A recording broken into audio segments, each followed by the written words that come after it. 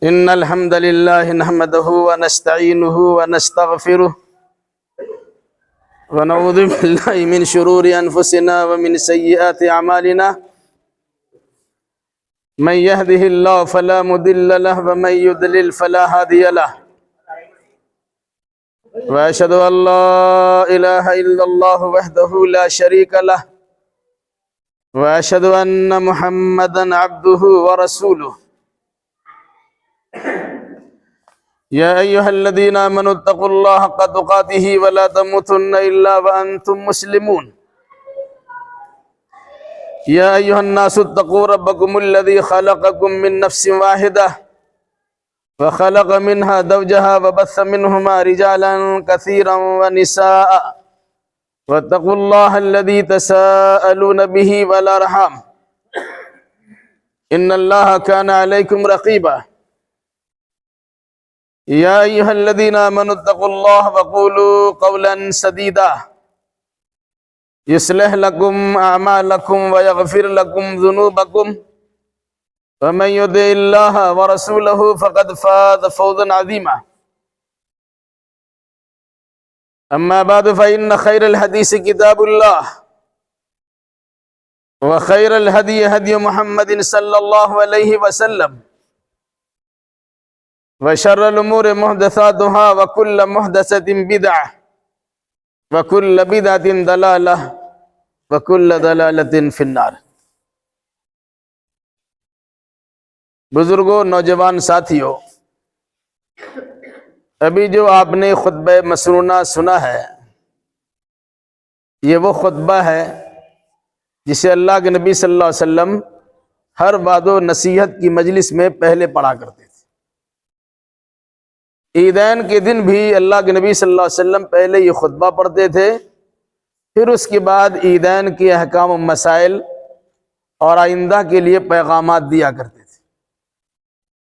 اسی طریقے سے جمعہ کے دن بھی رسول اکرم صلی اللہ علیہ وسلم کا طریقہ تھا کہ پہلے آپ یہ خطبہ پڑھتے تھے اور پھر اس کے بعد حالات کے مناسبت سے یا سیاست حاضرہ پر آپ کا سیر حاصل خطاب ہوا کرتا تھا۔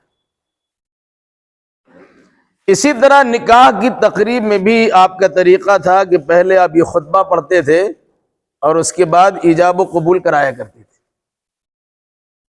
یہی وجہ ہے کہ پوری دنیا میں جہاں کہیں بھی نکاح کی تقریب میں لوگ شامل ہوتے ہیں، قاضی صاحب کی زبانی کہیں کھڑا ہو کر، کہیں بیٹھ کر، کہیں آہستہ سے، کہیں زور سے یہ خطبہ ضرور پڑھتے پڑھاتے سنتے سناتے ہیں۔ آخر اس خطبہ کی اہمیت کیا ہے اور کیوں اللہ کے نبی صلی اللہ علیہ وسلم نے ہر مجلس میں اسے لازمی طور سے پڑھا ہے؟ اگر اس کا ترجمہ یا اس کا مفہوم آپ جان جائیں تو یہ سمجھنے میں ہمارے لیے، آپ کے لیے آسانی ہوگی کہ اس خطبہ میں دین کی بنیادی باتیں بتلائی گئی جسے دستور و منشور کے طور پر ماننا چاہیے۔ اگر کوئی انسان اس خطبہ کو اپنی زندگی کے لیے دستور و منشور، آئین و قانون بنا لے تو ایسے انسان کی زندگی کی کامیابی کی ضمانت دی جا سکتی ہے۔ عام طور سے سنتے سناتے ہیں، خطبہ کو لوگ تبرک کے طور پہ سن لیتے ہیں،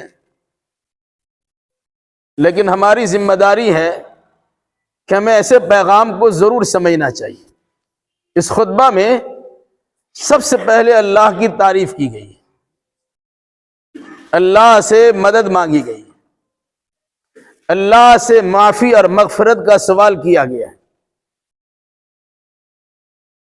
اعمال کی خرابی سے اور نفس کی شرارت سے اللہ کی پناہ چاہی گئی ہے، اور ساتھ ساتھ یہ عقیدہ ذہن و دماغ میں بٹھایا گیا ہے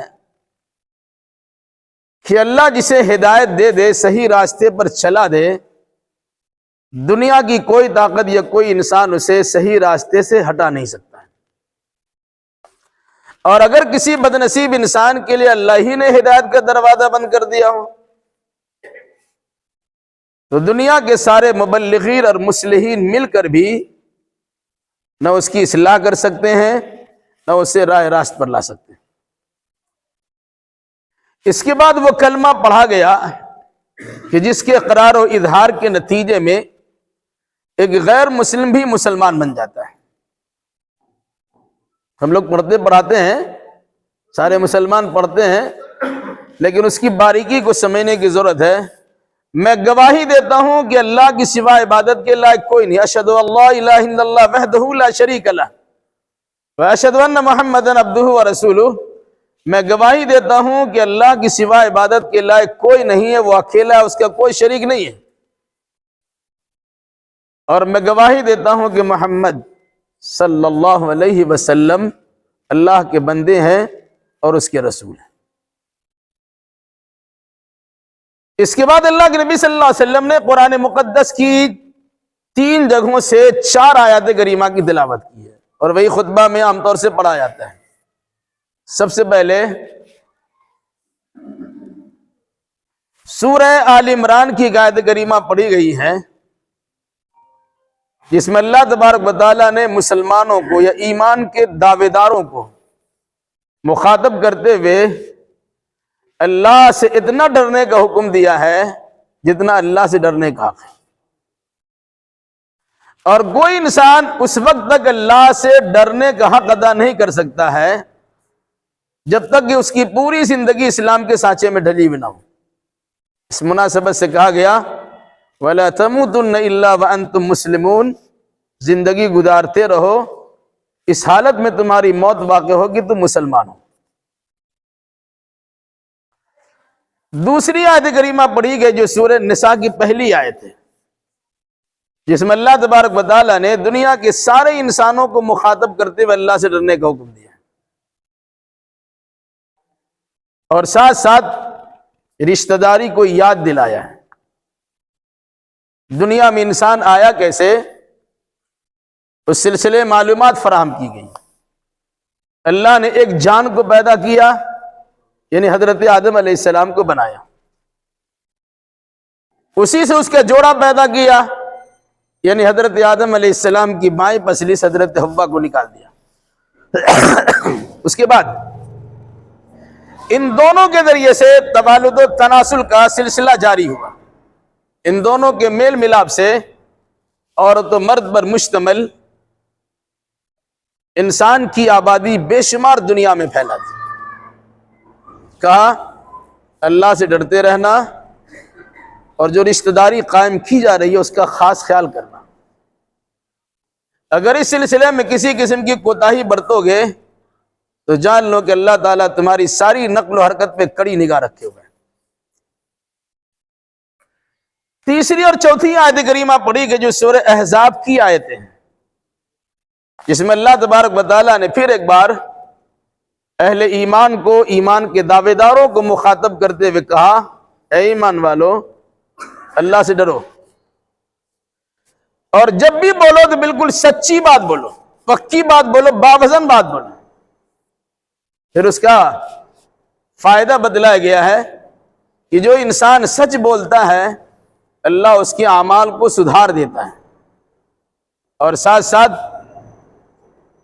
ان کی خطاؤں کو، گناہوں کو بخش دیتا ہے۔ اور اس کی بعد والی آیت میں فرمایا کہ جو انسان عبادت صرف اللہ کی کرتا ہے، یعنی عبادت میں اللہ کے ساتھ کسی کو شریک نہیں کرتا ہے، اور وہ عبادت محمد الرسول اللہ صلی اللہ علیہ وسلم کے طریقے کے مطابق بجا لاتا ہے، یعنی عبادت جو بھی ہو اس میں کسی غیر کا طریقہ شامل کرنے کے بجائے صرف محمد الرسول اللہ صلی اللہ علیہ وسلم کے طریقے کو اپناتا ہے، تو قرآن نے خوشخبری سنائی ہے فقد فاز فوزا عظیما، اس انسان نے بڑی کامیابی حاصل کر لی۔ اس کے بعد خطبہ کا بالکل اخیر حصہ، اما بعد، تمام باتوں میں سب سے بہترین بات کتاب اللہ یعنی قرآن مقدس کی بات ہے۔ تمام طریقوں میں سب سے بہترین طریقہ محمد الرسول اللہ صلی اللہ علیہ وسلم کا طریقہ ہے، جس کا نام حدیث اور سنت ہے۔ تمام چیزوں میں سب سے بدترین چیز دین میں اپنی جانب سے کسی نئی چیز کی ایجاد و شروعات ہے، جنہیں شریعت کی اصطلاح میں بدعت کہا جاتا، وَكُلُّ بِدْعَةٍ ضَلَالَةٍ وَكُلُّ ضَلَالَةٍ فِي النَّارِ، ہر بدعت گمراہی ہوتی ہے اور گمراہی کا انجام جہنم ہوتا ہے۔ یہ خطبہ مسنونہ جو عام طور سے نکاح کے موقع پر بھی پڑھتے ہیں۔ تھوڑا سا وقت آپ کا اور چاہیے۔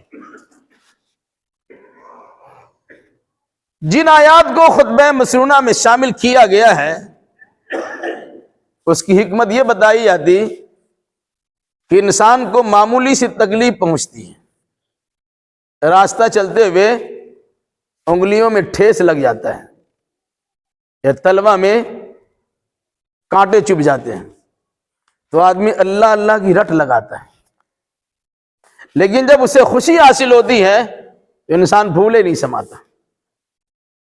شادی بیاہ کی تقریب بھی خوشی کی تقریب ہے۔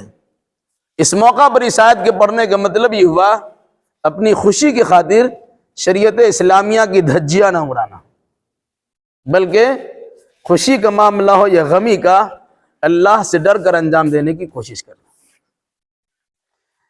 اسی خطبہ کی آیت میں یہ بات کہی گئی کہ جب بھی بولو تو بالکل سچی پکی اور باوزن بات بولو۔ آپ سنتے ہیں دلہا سے پوچھا جاتا فلاں بچی کا نکاح فلاں فلاں گواہ کی موجودگی میں فلاں کی وکالت میں اتنے مہر کے بعد آپ سے کیا گیا، آپ نے قبول کیا؟ دلہا کہتا ہے میں نے قبول کیا۔ قرآن کہتا ہے کہ آپ کہہ رہے ہو ذرا سوچ سمجھ کے کہو گے۔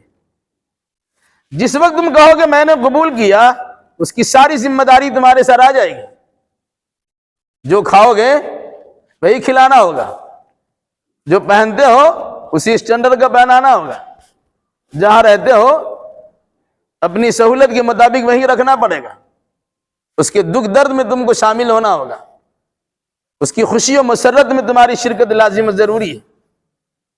ان تمام تر ذمہ داریوں کو نبھانے کے لیے تیار ہو تو سب کے سامنے کہو کہ میں نے قبول کیا۔ جب انسان اللہ پہ بھروسہ کرتے ہوئے نیک نیتی کے ساتھ نبھانے کی نیت سے قبول کرتا ہے، اللہ اس کی مدد بھی کرتا ہے۔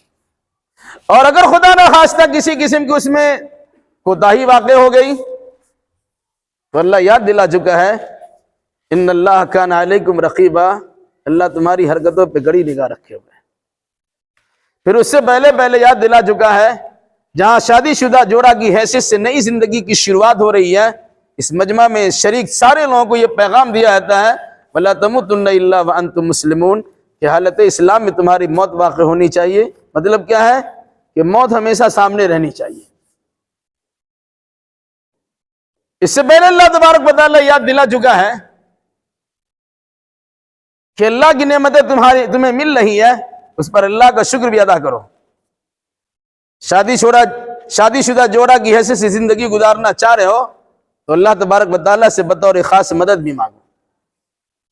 زندگی میں غلطیاں ہو جاتی ہیں، لغزشیں ہوتی ہیں، خطائیں ہو جاتی ہیں، ایسے موقع پر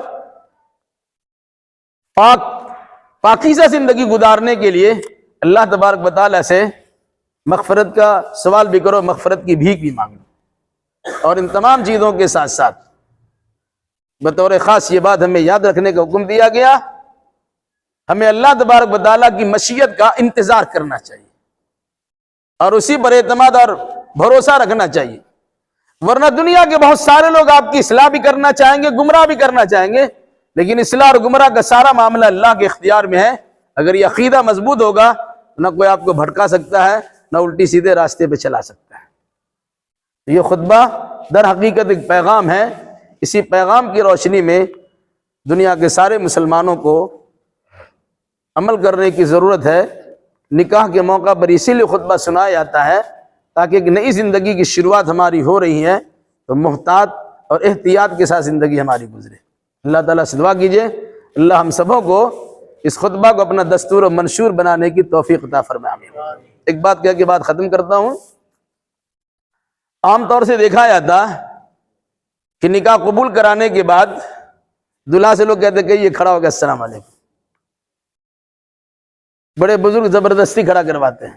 یاد رکھیے گا ایسا اللہ کے نبی صلی اللہ علیہ وسلم کی سنت سے ثابت نہیں ہے۔ ہاں چونکہ اس دلہا کی وجہ سے مجلس رچائی گئی، ہماری آپ کی ذمہ داری ہوگی ہم ان کے بعد پہنچیں گے، انہیں مبارکبادی کے کلمات کہیں گے اور بہتر کے پاس وہی ان کے محرم رشتہ دار جائیں گے اور انہیں مبارکبادی پیش کریں گے، کسی غیر محرم کو جانے کی یاد نہیں ہوگی۔ وہ دعا کیا ہے؟ بارک اللہ لک وبارک علیک وجمع بینکما فی خیر۔ اللہ تم کو برکت دے، تم پر برکت کی برکھا برسا دے، اور تم دونوں کے دلوں میں الفت و محبت پیدا کر دے، کہ تم دونوں کو دین کے معاملے میں اور خیر کے معاملہ میں ہمیشہ جوڑ کے رکھے۔ یہ اللہ کے نبی صلی اللہ علیہ وسلم کی طرف سے دلہا دلہن کے لیے بہترین دعا ہے۔ ہمیں اس دعا کو یاد بھی کرنا چاہیے اور انہی دعاؤں کے ذریعے سے دلہا دلہن کو مبارکبادی پیش کرنی چاہیے۔ اللہ تعالیٰ سے دعا اللہ تو اپنے فضل و کرم سے اس نکاح کو مسعود و میمون اور بابرکت بنا دے، ان دونوں کے دلوں میں الفت و محبت پیدا کر دے، دونوں خاندان میں الفت و محبت کی جوت جگا دے۔ ان دونوں کے ساتھ ساتھ ہم سبوں کو زندگی کے تمام تر شعبہ جات میں کتاب اللہ اور سنت رسول اللہ سے مکمل رہنمائی حاصل کرنے اور اسی روشنی میں زندگی گزارنے کی توفیق رضا نصیب فرما۔ اقول قولی ھذا واستغفر اللہ لی ولکم ولسائر المسلمین وآخر دعوانا الحمد للہ رب العالمین۔ اللہ حسن۔ دلہا کا نام ہے حسن عادل کفیل خان، ان کے والد کا نام ہے عادل کفیل خان۔ دلہن کا نام ہے طوبہ ناز، ان کے والد کا نام ہے مسعود جاوید حسن۔ وکیل میں ہے جناب مدثر جاوید حسن بن مسعود جاوید حسن۔ ایک گواہ ہے ڈاکٹر سعود جاوید حسن، ان کے والد کا نام ہے نور الحسن مرحوم۔ دوسرا گواہ ہے احمد کفیل خان، ان کے والد کا نام ہے کفیل احمد خان مرحوم۔ مہر ہے 2 لاکھ روپیے نقد۔ جی دے دیے نقد دو، ٹھیک۔ عزیزہ طوبہ ناز بنت مسعود جاوید حسن سلمہا، جناب مدثر جاوید حسن صاحب کی وکالت میں اور جناب ڈاکٹر سعود جاوید حسن اور جناب احمد کفیل خان صاحبان کی شہادت و گواہی میں حاضرین مجلس کے سامنے 2 لاکھ روپیے مہر کے عوض آپ کا نکاح میں نے طوبہ ناز کے ساتھ پڑھایا۔ کیا آپ نے قبول کیا؟ کیا آپ نے قبول کیا؟ بارک اللہ لک و بارک علیک و جمع بینکما فی خیر۔ آمین کہہ دیجئے۔ اللہ برکت دے، برکت کی مسلح دار بارش برسائے، خیر اور دین کے معاملات میں آپ دونوں کے دلوں کو جوڑ کے رکھے۔ آمین۔ چلیں۔